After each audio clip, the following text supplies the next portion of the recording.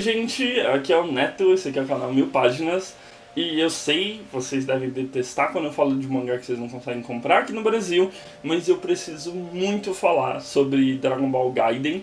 Eu vou traduzir direto, que é a vez em que eu reencarnei como Yantia, que é um ponto fora da curva gigantesco do que a gente conhece de Dragon Ball Z. É uma história extremamente divertida e o mais engraçado é que é um autor que basicamente só faz coisas de sátira de Dragon Ball e ele teve o aval para fazer essa história que é meio que um spin-off de uma realidade paralela que não tem nada a ver com o que a gente conhece de Dragon Ball Z, o que é, por si só, extremamente fascinante. Então, eu tenho aqui a edição que foi publicada pela Ivrea e eu não sei nem por onde começar. Todo mundo que era criança e assistia Dragon Ball Z fica um pouco com a sensação de eu quero ser o Goku, ou eu quero ser o Piccolo, que era a minha opção sempre, ou eu quero ser o Vegeta, mas o autor, que é o Dragon Garou Lee, ele basicamente pensou, e se um dia um humano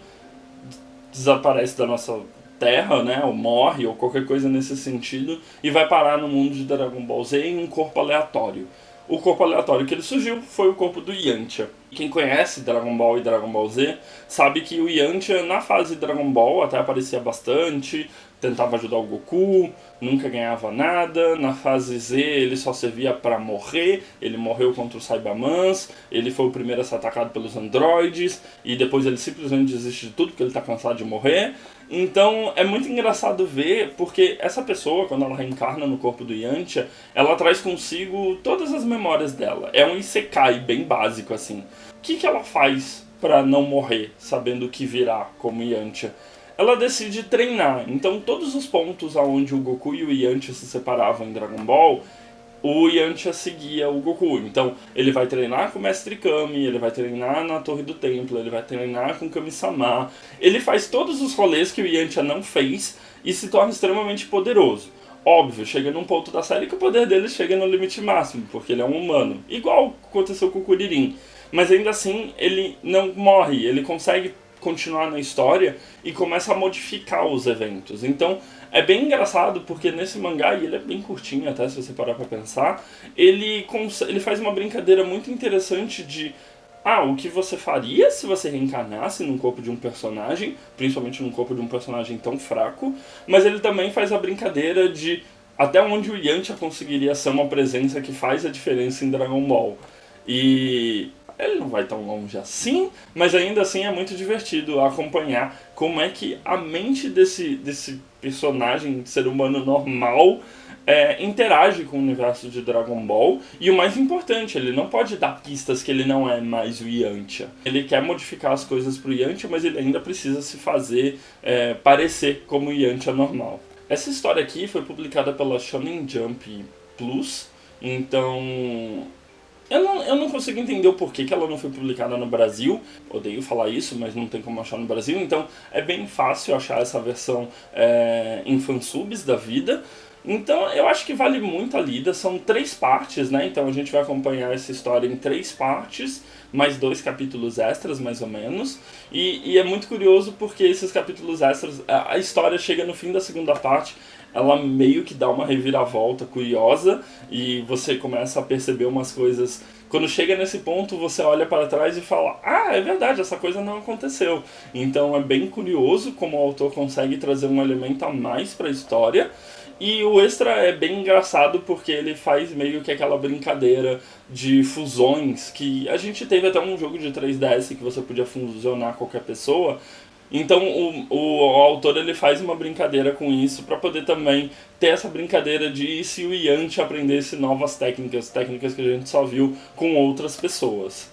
Aí vocês podem estar se perguntando, Neto, mas e o traço? É parecido? É igual o Toyotaro faz? Como é que é?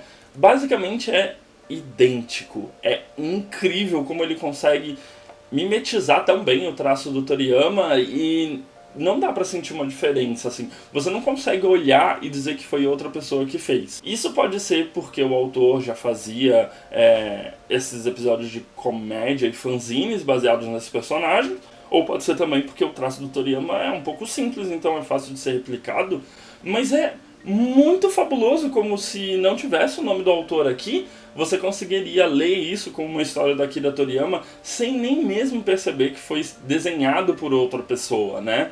A gente tem um capítulozinho extra em que o próprio autor comenta como foi ser chamado pela Shonen Jump para poder escrever essa história e como ele ficou completamente maravilhado com essa possibilidade.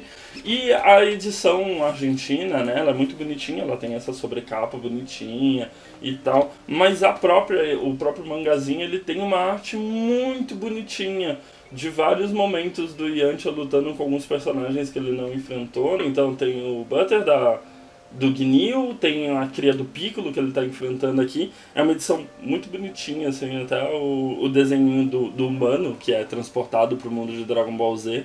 E é muito engraçado porque esse mangá, ele foi feito em comemoração ao jogo de mobile, né? Então, o próprio autor comenta que é uma história que era para ser meio de fanservice, e o personagem principal, ele joga muito, participa de competições. Então foi uma jogada muito legal, que eles pegaram algo promocional e transformaram num material muito bom de Dragon Ball.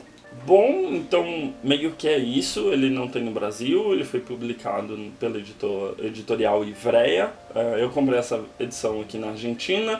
Foi publicado no Japão em 2017, essa edição já é de 2019, então foi bem rapidinho para eles trazerem. Enquanto a gente aqui no Brasil, a Panini nem sinal de trazer esse volume. É um volume único, eu não faço a menor noção de por que ele não veio ainda para o Brasil. Não esquece de deixar nos comentários se vocês já leram essa história é divertidíssima, e a gente vai se falando nos comentários. E infelizmente não achei nenhum lugar para vocês comprarem em solo nacional. De mais a mais é isso. Não esquece de dar uma olhada nos vídeos recomendados aqui do canal, do meu lado direito, e se inscrever na bolinha do meu lado esquerdo para continuar acompanhando o que a gente posta sempre por aqui. A gente se vê no próximo vídeo. Um beijo grande, tchau!